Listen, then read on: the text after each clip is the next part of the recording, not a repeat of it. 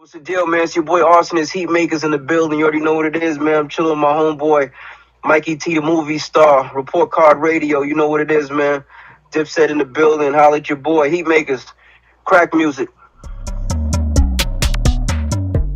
So I want to talk about Diplomatic Immunity 2. It dropped within a year and a half of the first. What was it like working on the follow-up? I didn't really do a lot of hands-on work on the follow-up because the follow-up came out through Koch, so it was more like it wasn't as, how can I put it? It wasn't as carefully put together as the first one. Because I just think around that time, Cam and Jim, they realized that there was a need for Diplomat music. So they were just putting out projects, and I think Diplomatic Immunity 1 was kind of like the most, taking the best of the best, because at that point, that was like everybody's raw energy on music. And I just think it was different. But I didn't do as much hands-on work as on part 2.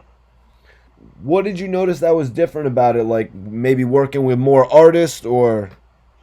But I wasn't hands-on with part 2. I just gave some beats in, and, whatever they picked is what they picked. With part 1, I was in the studio, and I was there when they were recording the records. Part 2 wasn't like that. It was just me giving them beats, and then I kind of heard the songs when everybody else was hearing them, when they was coming out. You know what I mean? Like, it wasn't a process where I was in the studio while he was recording the songs that we did for part 2. Other than, I believe he put Bigger Picture. Did he put Bigger Picture on part 2? I think Bigger Picture was on there. That's the one record I was in the studio for. Well, other than that, I wasn't really in the studio for the records on part 2. So I know in recent years there's been talk about it, but was there ever talks of Diplomatic Immunity 3 back in those days?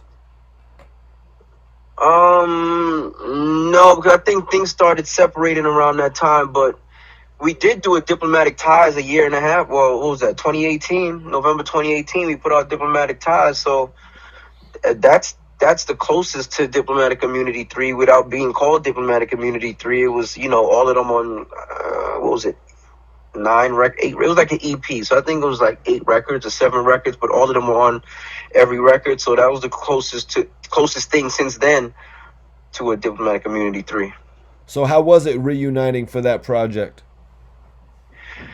It was pretty dope, man. I just think everything fell back into place, other than the fact that, around that time, Juelz had ran into his legal problems, so it slowed things up a little bit. But other than that, man, the energy felt right. Everything was, even the records I did with Juelz when he came through, the records I did, I've been working with Jim for the last couple years now.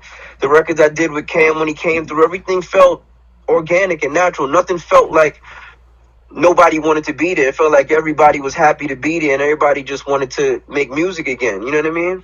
Those are the really the founding fathers of Dipset, really. I mean, other than Cam and Jim and Digga, Six Figure Digga, who actually came up with the name Diplomats from my understanding. But, the people that everybody know would be Jim, Cam, Juelz, and Freaky.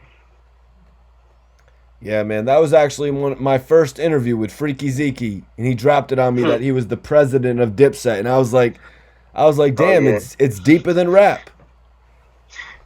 Freaky's always an interesting interview. Facts, man.